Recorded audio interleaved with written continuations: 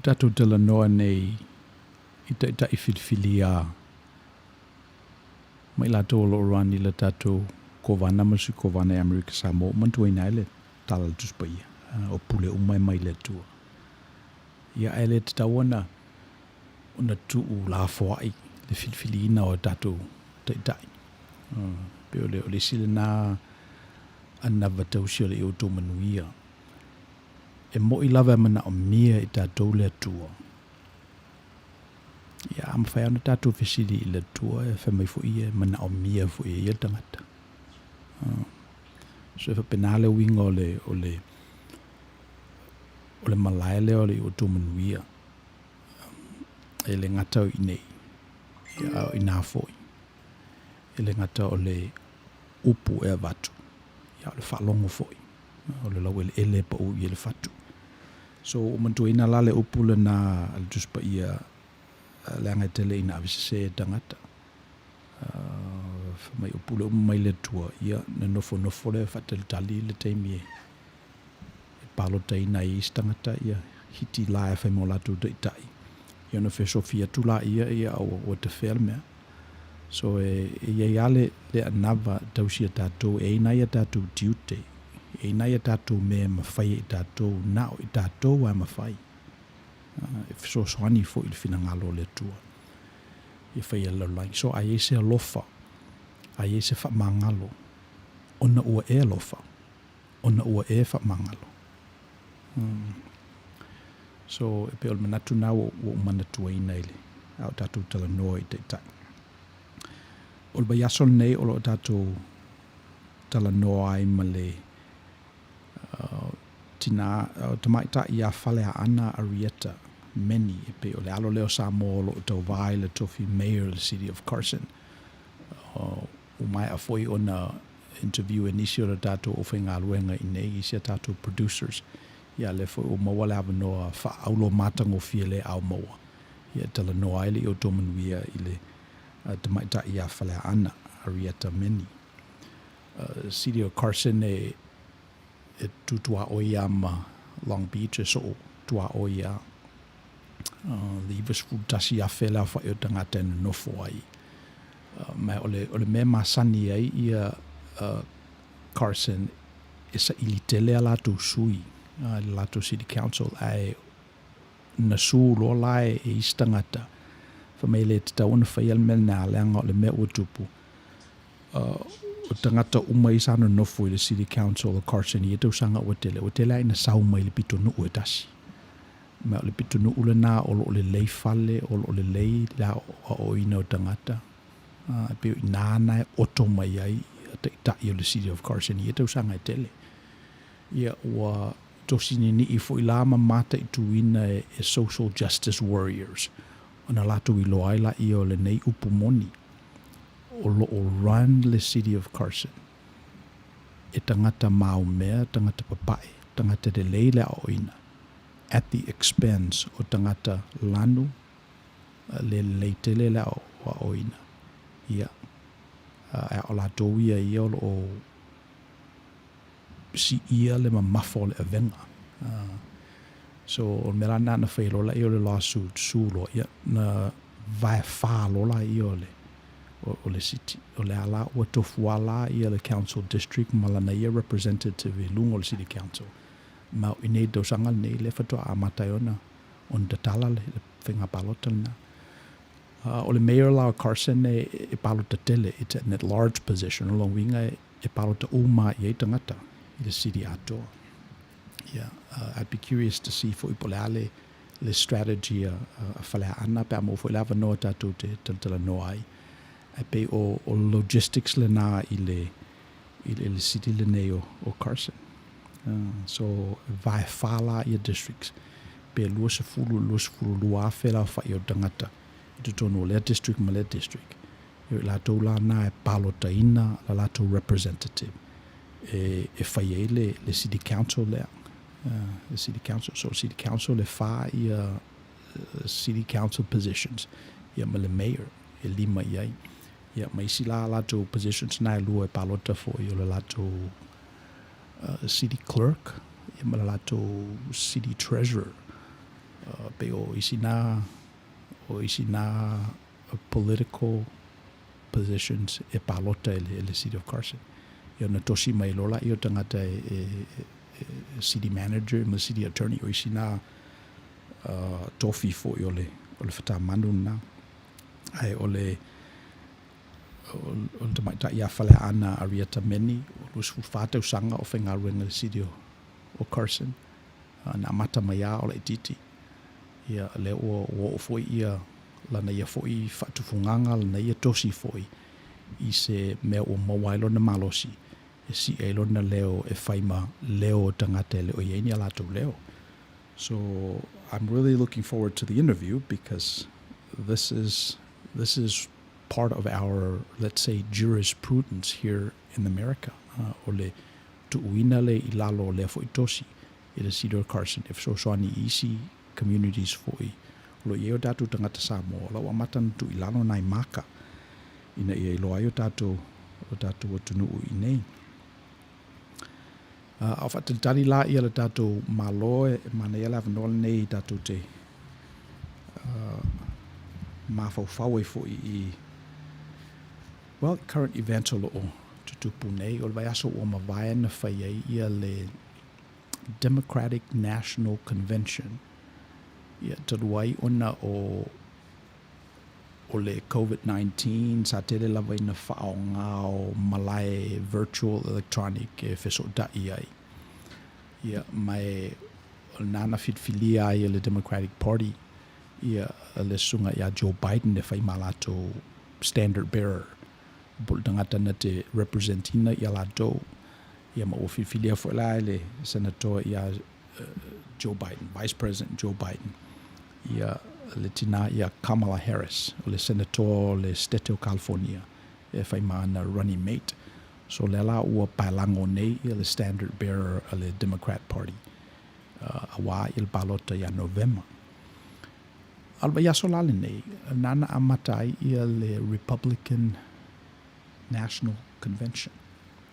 Le parti la le a Donald Trump mai la to o umia nei ia le tele positions le malo.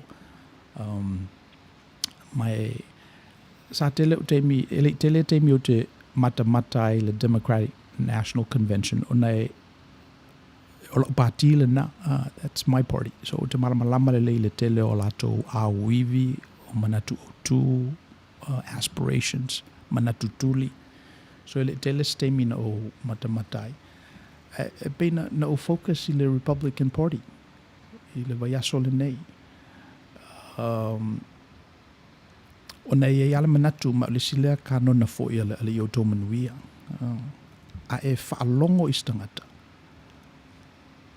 ia e whaalongo malo mautinoa e te maua mai ese me fo when you listen to someone listen for what you don't know already listen for something that you don't already know wa mena tupu ai oe mautu el Manuia o le tua ia te oe whatufunga ina atili ai oe e wa whalonga I me te masani ai o le ala se whasilinga o le ase whaopoponga o lo tangata tautua mea I ne masani ai so te le asa o whalongolongo I le Democrat na o masani le Democratic platform you know me masani ai pe o le affordable care affordable housing free education equality of opportunities health care for all pe o lato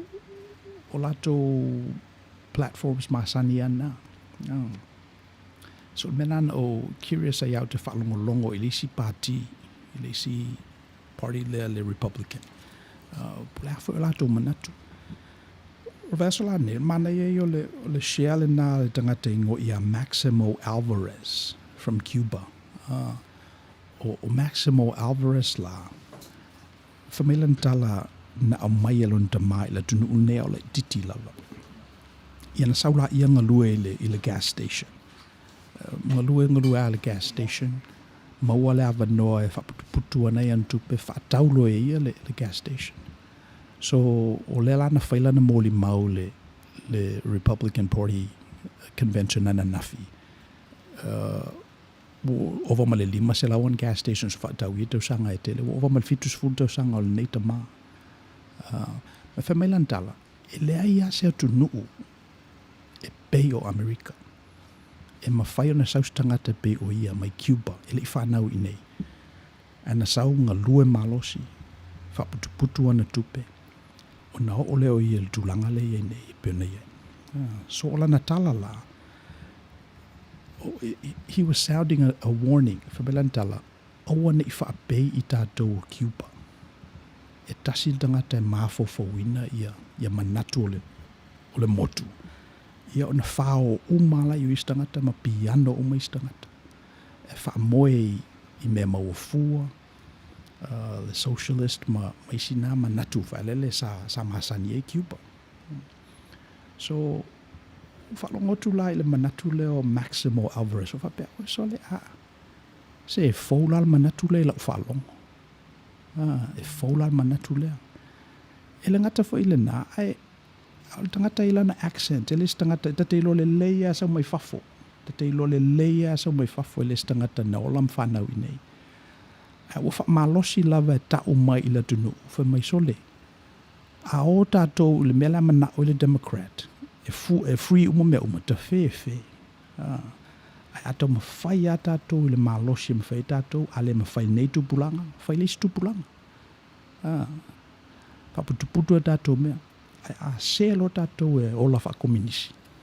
Ola wha alele manao ni mea fua. Ola i mea wha alele entitlement. Ina wha le tonu rola i o le tunu une. Iwa no fola mo wha longo i a Maximo Alvarez o wha pela e sole. E sa o foi. E sa o foi to ina le au au mantua ina le. A o tupu wae o le tala le wha mai e pelo ta mai a te au. Wha mai landa tala o le mafuanga a le iona le fia whaia sana pinko ala na au lotu. O na hielo na manatu le te tauna sa ili tupe whape nā mo le ngalue ngale tua. Ai tangi i 5 lava. Now, o le mafuanga lau te iloa na o toi e lo te maale mele na. O na o le mefo isa tupu ia ia a o tupu ai. Na mawalo na vanoe ave whaaskorosipi ai ele e kalesia. I Aotearoa e whaiela nā onga whawhaiwhau. Ina wai umai malua. Ia, o na whailola i o skorosipi, a whamaile tala alto ina ingo ia ioelu tā peni. O ia sa te utupe o le kalesia a dasi. Melan tala ilo ta maa sua, te ilo aue te alu wha moe i tupe le kalesia. Sau oe e alu. Tanga i one na ilo tu fine, malo uso i Amerika. Whai e wha tupe i fola waong. Tu utupe le kalesia e au ngā fo minista ngata. Na wha matala meila alo ta maal tala na malona le fifia to ina i a ioelu. Ioelu sa nofo tau sa vali ai. I malua. A ua nofo ne la ua matua alo na mafofau ma ua toi wa ai i tua. E sa o le lei la wasore tala to ina. Le fia mana o ia whai taulanga i le tua ni me mawafua. So wha matala ina la tala na ona ina ua wha alongo i le launga Maximo Alvarez i le Republican National Convention. Tangata mai Cuba na sau i nei malona oftino. Au le titi lava na mai alon tama. Ia ale nei ua 5 selau ia gas stations. Salo pa ua ova ma le 2 miliona le worth o le neito e ina. Lana whanau malona ainga o le mwhainalu ma avese mea. O na ufa apea lea o sole. E sen mani o manatu lea. E butt up against fo i le mele masani e tātou.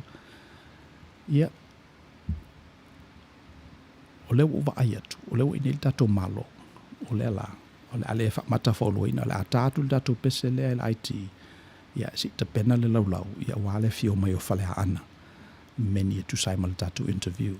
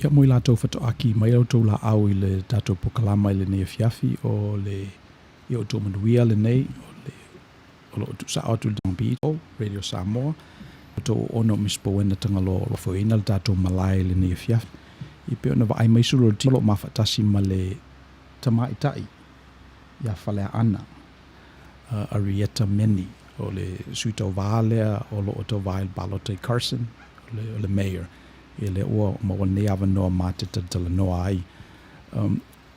Anna, well, let's get right into it. I watched the interview that you had with Posa because it's the right thing to do, and honestly, that was a very hard pill to learn as a kid. You know, the expectation of wanting something, but it's not something until as you get older to have a true understanding of service.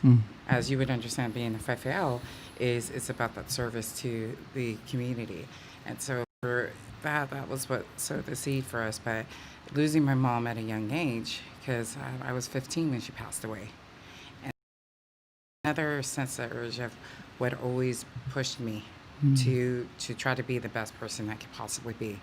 I'm far from perfect. That's one thing I want to put it out there is a misunderstanding, misconstrued, because I'm a candidate for mayor. They put me on this pedestal, and I said, no, I'm human just like everybody else. I have my faults, but what I know surpasses that, and if I can do it, so can others, you know. And so my upbringing is definitely my family, and then also too being the youngest of a large family, and full of strong-willed older sisters. Just being surrounded by it, where it was expected of us to be good, people of society, and so surrounded by it. And there were 6 of you. Yes, I'm number 6, but I have 6 older half sisters, so I'm a pack of 12.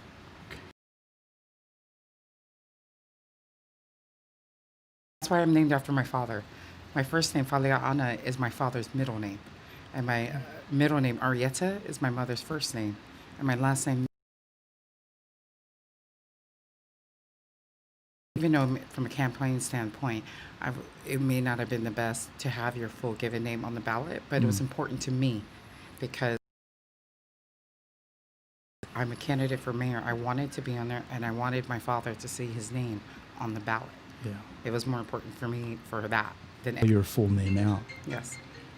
Schwarzenegger is now a household name. Correct. But it didn't used to be. Yes. So Falea'ana Meni could be another household name. We live in Hollywood. Who were some of your celebrities growing up?